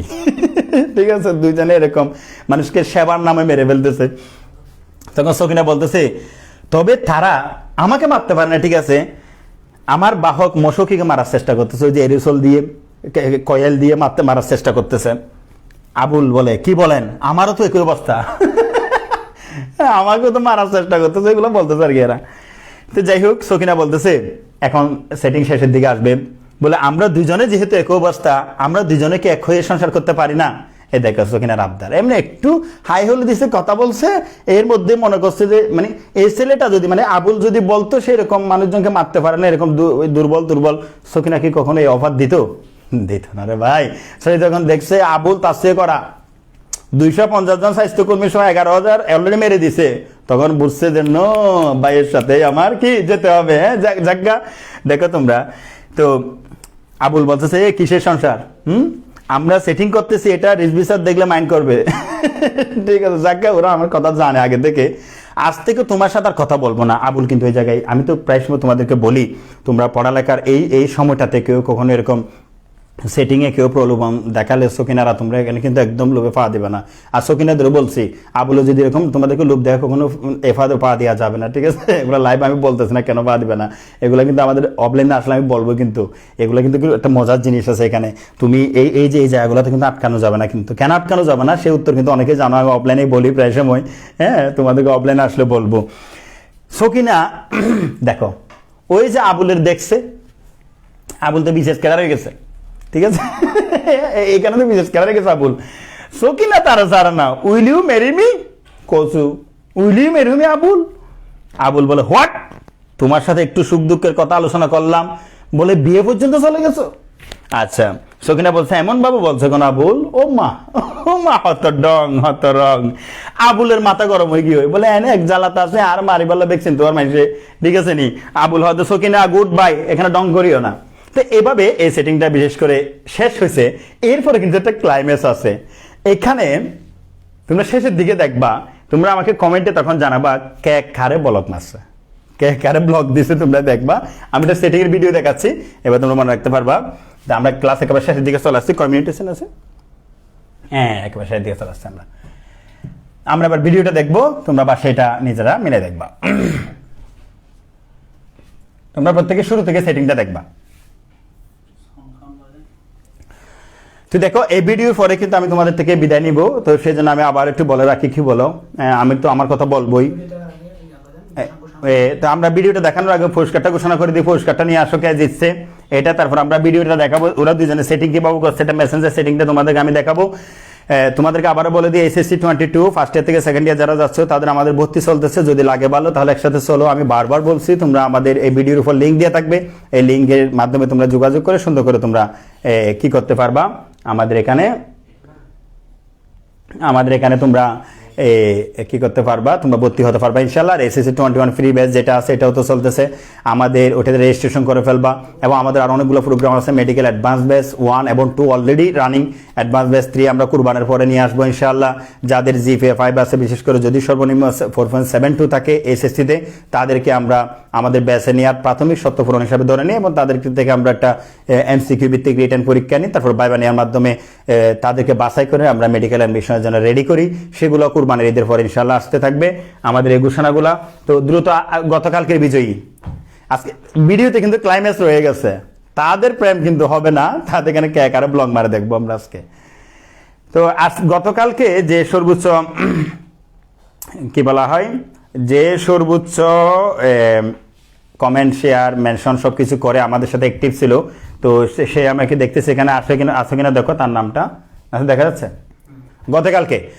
গতকালকে যারা লাইক, কমেন্ট, শেয়ার, মেনশন দিয়ে আমাদের সাথে ছিল, প্রত্যেকের প্রতি আমরা কৃতজ্ঞ। তবে তার মধ্যে থেকে একজনকে আমরা প্রতিদিন যেহেতু বেছে নিই, এরকম একজনকে আমরা বেছে নিয়েছি, এ হচ্ছে, তার নাম হচ্ছে কি শাহরুখ আহমেদ, না শাহরুখ আহমেদ। সে তার কলেজটা সেখানে কোথাও লিখছে, ও গভর্নমেন্ট সায়েন্স কলেজ ঢাকা বিজ্ঞান কলেজ আর কি, ঢাকা সরকারি বিজ্ঞান কলেজে। তো শাহরুখ, তুমি এখানে থাকলে অবশ্যই মেনশন আমাদের কি করবা, কমেন্ট করবা। আর তোমার নাসির ভাই তোমার সাথে অবশ্যই যোগাযোগ করবে, এত দূর থেকে আমাদেরকে সাপোর্ট দিয়ে এত কাছে থাকার জন্য আসলে তোমাকে অসংখ্য ধন্যবাদ। আর যারা আমাদের সাথে এভাবে মেনশন করে শেয়ার দিয়ে প্রতিদিন থাকো, তাদের প্রতি আমরা কৃতজ্ঞ। যদি অফলাইন হলো প্রত্যেকে ডেইরি মিল্ক খাওয়াইতাম, প্রত্যেকে কিটক্যাট খাওয়াইতাম, প্রত্যেকে আমি চকলেট খাওয়াইতাম, বিশ্বাস করো, আপাতত কাছে মনে করে নাও, ঠিক আছে? তো তার জন্য কি চলে যাবে না আজকের গিফট হিসাবে, তো শাহরুখের জন্য এখান থেকে শুধু ঢাকাতে ঠিকানা দিলে তার জন্য একটা টি শার্ট চলে যাবে, আর একটা হচ্ছে আমাদের ডক্টর ইউসুফ মেডিকেল প্রজেক্টের পক্ষ থেকে একটা কি বলা হয় প্রশ্ন ব্যাংক চলে যাবে। ওই যে ইত্যাদি শুরু যদি বলি, এই শাহরুখের জন্য থাকলো কেয়া কসমেটিক লিমিটেড, না না ডক্টর ইউসুফ মেডিকেল প্রজেক্টের সৌজন্য একটি প্রশ্ন ব্যাংক এবং পরিবেশ বান্ধব না কি বলা হয় পরিবেশ বান্ধবী একটা টি শার্ট থাকলো। তো যাই হোক, আর যারা আর বাকিদের নিরাশ হওয়ার ইয়া নাই, প্রত্যেকের জন্য রইল আমাদের প্রিয় কি বলা হয় দোয়া আশীর্বাদ।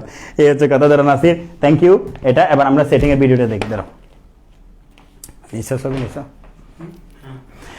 এবার দেখো আমরা সেটিং এর ভিডিওটা একটু দেখি। আজকে যারা মেনশন দিয়েছে সে ইয়া করছে তাদেরকে আগামীকালকে আমরা পরিষ্কার ঘোষণা করবো, 8টা 10-এর পর আসবো। দেখো সেটিংটা দেখো তো কেমন হয়। এটা আমি মোটামুটি একটা এডিট করাইছি, কেমন হয় দেখো। সেটিং শুরু হবে।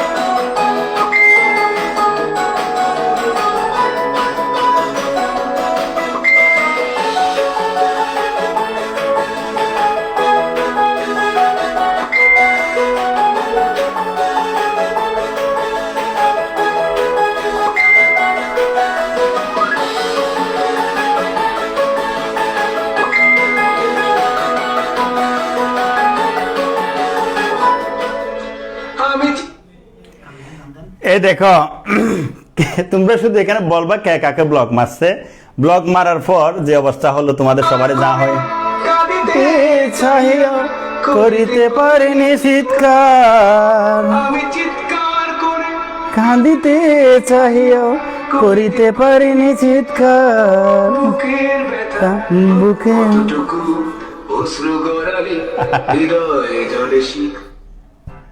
তো দেখো আসলে আমরা মজার জন্য এগুলো করি, ঠিক আছে? Don't take it otherwise. আমি সবসময় কথাটা বলি তোমাদেরকে, আমি তোমাদের ক্লাসে যেভাবে দুষ্টামি করে আসলে আমি কি তাই না, আমার ক্লাসের বাইরে গেলেও তো আমার আলাদা একটা চরিত্র আছে, সেখানে আলাদা একটা পার্সোনালিটি আছে। কিন্তু আমি আমার জায়গা থেকে আমার বয়সের জায়গা থেকে আমি তোমার বয়সে চলে আসি এবং ওই জায়গাটাতে গিয়ে তোমাদের সাথে আমি মিশে যেতে চাই এবং সেই জায়গাটাতে একটা এনভায়রনমেন্ট ক্রিয়েট করতে গেলে এনভায়রনমেন্টাল ডিমান্ড অনেক কথা বলতে হয়। যদিও এখন পাবলিক গ্রুপ, সামাজিক যোগাযোগ মাধ্যম প্রত্যেকে দেখতেছে, সেই জায়গা হয়তো সিনিয়ররা অনেকে দেখলে মাইন্ড করে থাকবেন, তাদের প্রতি অবশ্যই আমি সরি বলে নিচ্ছি। কারণ এগুলো হচ্ছে আমরা ক্লাসে একটা এনভায়রনমেন্ট ক্রিয়েট করে এগুলো পড়ানোর চেষ্টা করি, সেখানে সিনিয়ররা যদি কষ্ট পেয়ে থাকেন অবশ্যই ক্ষমা করে দিবেন সেই জায়গাগুলোতে। এবং আজকের ক্লাসটা কেমন হয়েছে তোমরা জানাবা। তবে আগামীকালকের একটা সারপ্রাইজ আমি তোমাদেরকে দেখাচ্ছি, খুবই মজার একটা জিনিস আছে, কেউ মিস করবে না আগামী দিন। কেন মিস করবো না আমি তোমাদেরকে বলি, খুবই একটা মজার জিনিস আছে এখানে, এটা অনেক মজার। এখানে যদি কেউ থাকো, তোমরা ক্লাসটা যদি করে থাকো যারা বর্তমানে SSC 21 কারা থাকলে বলবা, ওই যে প্রিয়াঙ্কা চোপড়াকে লিকা সিটির মাধ্যমে আমরা যে PRSB papaya ring spot virus পেপের মধ্যে একটা ভাইরাস হয় PRSB, আমি এখানে পড়াবো। প্রিয়াঙ্কা চোপড়াকে একটা খুবই আবেগঘন সিটি আমরা লিখবো, তোমরা তার ভিডিওগ্রাফি এখানে দেখবা। তো আমরা দেখো প্রথম দিন একটা গল্প করেছি, দ্বিতীয় দিন আমরা কত ম্যাজিক শব্দ ইউজ করেছি, আজকে আমরা সেটিং করেছি। তো এরপরের দিন আমরা একটা সিটি লিখবো। আমি প্রায় সময় কিন্তু সিটিগুলো লিখি, আর অনেকগুলো সিটি আছে আমাদের এরকম আবেগগণ, যেমন ধরো এই আমাদের কোরিটিক স্নায়ুগুলোর উপর একটা সিটি আছে আমার, তারপরে হচ্ছে ছত্রাকের বৈশিষ্ট্যের উপর একটা দরখাস্ত আছে, অধ্যক্ষকে একটা দরখাস্ত লেখা হয়। অর্থাৎ আমি যেটা চাচ্ছি সেটা হচ্ছে তোমার চারপাশে ঘটে যাওয়া ঘটনাগুলোর মধ্যে দিয়ে আমরা বায়োলজি শিখবো। তুমি কি চিঠি কখনো দেখো না? চিঠি তোমার পড়তে ইচ্ছে হয়, তাহলে তুমি এটা পড়ো। তোমার সেটিং করতে ইচ্ছে হয়, তাহলে তুমি এটা করো। তোমার বিভিন্ন ম্যাজিক শব্দ বলতে ইচ্ছে হয়, তাহলে তুমি এটা বলো। তোমার গল্প বলতে ইচ্ছে হয়, তাহলে তুমি রোহিঙ্গাদের গল্প বলো। যে তোমার কবিতা তো পড়তে ইচ্ছে হয়, তাহলে তুমি আমার হৃদয়ের কবিতা বলো। আমার আরো অনেকগুলো কবিতা আছে, শৈবালের উপর কবিতা আছে, কিডনির উপর কবিতা আছে, এগুলো বলো। তার মানে হচ্ছে যে তোমরা যারা মনে করতে বায়োলজিটা হচ্ছে গাদা গাদা অনেক বেশি পড়ালেখা করতে হয়, বই খুলতে ইচ্ছা হয় না, আমি তাদেরকে বায়োলজির বই খুলতে বলিনি। তাদেরকে আমি কবিতার বই খুলতে বলছি, তাদেরকে আমি গল্পের বই খুলতে বলছি, তাদেরকে আমি সেটিং করতে বলছি, নাটক দেখতে বলছি, মুভির সাথে মিলাতে দেখছি। অনেকগুলো সিনেমার গান কিন্তু আমার এখানে আছে, তোমরা দেখবা ভাইরাসের সামনের দিকে যখন যাবো আমরা লাইটিক চক্র বা লাইসোজেনিক চক্রের মধ্যে কিন্তু সিনেমার গান হয় সেখানে। তো যাই হোক, এই সব কিছু হচ্ছে যে তোমার জন্য পড়ালেখাটা আনন্দদায়ক করে তুলতে হবে। কারণ নার্সারি থেকে এই পর্যন্ত পড়ালেখা করে তো আসছো, এই পড়ালেখা আজীবন তোমার সঙ্গী হিসাবে থাকবে। যিনি আজীবন সঙ্গী হিসেবে থাকবে তাকে ভালোবেসে নাও না। তার প্রতি তো এত বিরূপ কেন তোমরা? তাকে আমার ভালো লাগে না। 12 বছর ধরে তুমি বলছো আম্মু আমার পড়ালেখা ভালো লাগে না, ভালো লাগে না। What is this? এরকম তো তুমি 2-3 মাস একটা ছেলে একটা মেয়ে কথা বললে ভালো লাগা লাগে হয়ে যায়, তাই না? কিন্তু এই 12 বছর ধরে যে পড়ালেখা তোমার সাথে আছে তার প্রতি তোমার এত বিরূপ কেন? সে কি তোমার মন জয় করতে পারেনি, নাকি তুমি তার মন জয় করতে পারো নাই? দুইজন এখনো এক হতে পারো নাই? এখনো কেন তোমরা সেই পড়ালেখার 12 বছরের অভিজ্ঞতা, সেই টেবিলে বসে বসে পড়া, গতদিন যেটা বলছিলাম যে বইকে তুমি বুকে নিয়েছিলা, যেখানে মাথা রেখে ঘুমিয়েছিলা, যাকে পিঠে নিয়ে সারাদিন ঘুরতা, সেই বেঈমান এখনো পর্যন্ত পরীক্ষার হলে পড়া মনে করা দেয় না কেন? এই কথাগুলো আমাদের বুঝতে হবে। না দেওয়ার কারণটা হচ্ছে আমরা বারবারই মনে করেছি পড়ালেখা বাবা মার চাপিয়ে দিয়ে একটা দায়িত্ব মাত্র। আজকে থেকে সেটা ভুলে যাবা, পড়ালেখা একটা শিল্প, যাকে ফুটিয়ে তুলতে হবে, তাই না? তা আমি জীববিজ্ঞানটাই পড়াচ্ছি, তুমি ফিজিক্স কেমিস্ট্রিতেও করো না, হ্যাঁ খুবই মজা। তুমি জিকেতে করো, ইংলিশে করো, অন্য জায়গায় করো, প্রত্যেকটা জায়গায় তোমার যে জিনিসগুলো ভালো লাগে সে ভালো লাগার জায়গাটাতে তুমি পড়াটাকে প্রবেশ করিয়ে দাও। অনেকে সুলতান সুলেমান দেখো, ওখানে প্রবেশ করিয়ে দাও। অনেকে বাহামণি দেখো জি বাংলায়, সেখানে প্রবেশ করিয়ে দাও। অনেকে মহানগর নাটক দেখতেছো মোশাররফ করিমের, সেখানে প্রবেশ করিয়ে দাও। অনেকে ব্যাচেলর লাইফ নাটক দেখছো, হ্যাঁ সেখানে কাবিলার সাথে সেটা লাগিয়ে দাও। আমার তো কোনো আপত্তি নাই, তাই না? পড়ালেখাটা হবে এভাবে। ঠিক একইভাবে আগামীকালকে আমরা কিন্তু নতুন একটা জিনিস আনতেছি, সিটি, এবং সিটিটা খুবই মজার হয়। আমারই লেখা সিটি, প্রিয়ঙ্কা চোপড়াকে, যদি এটা পিআরএসবি, হ্যাঁ পিআরএসবিটা আমরা তার মধ্যে দিয়ে মুখস্থ করে ফেলবো। তো প্রত্যেকে যদি আমাদের এই টেকনিকগুলো ভালো লাগে, আমাদের আরও অনেক টেকনিক আছে। আমি কখনো বারবার কবিতা দিয়ে দিয়ে কাউকে বিরক্ত করি না, কারণ তার মাঝখানে গল্প নিয়ে আসি। আমি কখনো বারবার কাউকে গল্প দিয়ে বিরক্ত করি না, তার মাঝখানে আমি সেটিং নিয়ে আসি। আমি কাউকে একই জিনিস বারবার দিয়ে বিরক্ত করি না, তার মাঝখানে দেখবা যে অন্য একটা নাটকের দৃশ্যপট চলে আসবে, একটা গান চলে আসবে, অনেক কিছু চলে আসতে পারে, তাই না? এইভাবে 24টা অধ্যায় সাজানো, 2013 থেকে তিলে তিলে গড়ে তুলেছি আমি এগুলো। প্রতিটা অধ্যায় এক একটা অধ্যায় আমার কাছে একটা সন্তানের মতো লালন করে গড়ে তোলা। প্রতিটা শব্দের ওখানে কত শতবার আমি গিয়েছি তার কোনো হিসাব নেই। সেই আমার পরিশ্রমের জায়গা থেকে, কনফিডেন্সের জায়গা থেকে আমি বলতে পারি তুমি যদি আসো ভালো কিছু পাবে। যদি এখন তোমার লাগে ভালো, তাহলে একসাথে চলো। তাহলে প্রত্যেকে 9 তারিখের মধ্যে যে বিশেষ ছাড় আছে, ছাড়টা তুমি নাও। ওই টাকাগুলো বেঁচে গেলে চকলেট খাও, আমার কোনো আপত্তি নাই। তোমরা ভর্তি হয়ে যাবা ফার্স্ট ইয়ার SSC 22, যেটা সেটা হচ্ছে যে তোমার ফার্স্ট ইয়ার থেকে সেকেন্ড ইয়ার যারা যাচ্ছ সেখানে তারা ভর্তি হয়ে যাবা। আর SSC 21 যারা আছো তারা তো সেখানে ফ্রি রেজিস্ট্রেশন সেটা করবো, অনেকবার বলছে এগুলা। এবং আমাদের মেডিকেল অ্যাডমিশন ব্যাচ নিয়ে অনেক কথাবার্তা আছে, সেগুলো এখানে আপাতত তোমাদেরকে আজকে বলতেছি না। তোমরা আগামীকাল রাত 8:10 পর ইনশাল্লাহ চলে আসবা।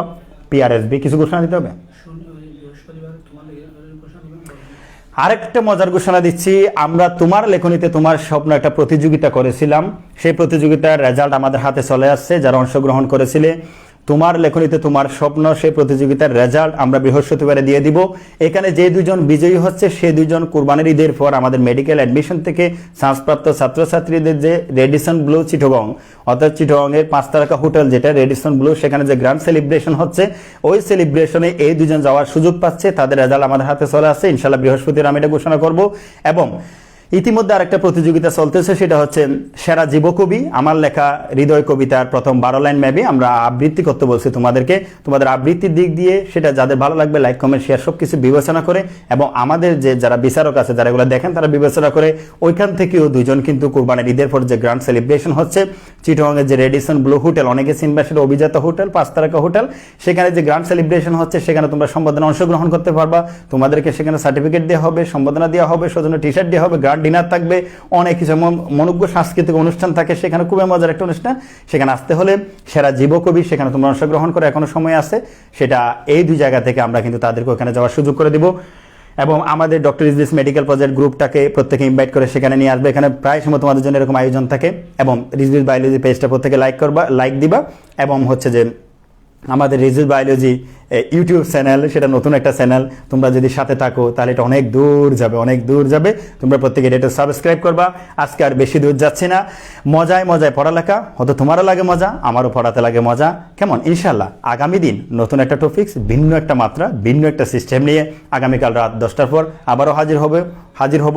আশা করি প্রত্যেকেই আমাদের সাথে থাকবা। তোমাদের প্রত্যেকে অসংখ্য ধন্যবাদ। তোমাদের আব্বু আম্মুকে সালাম বলবা। আসসালামু আলাইকুম।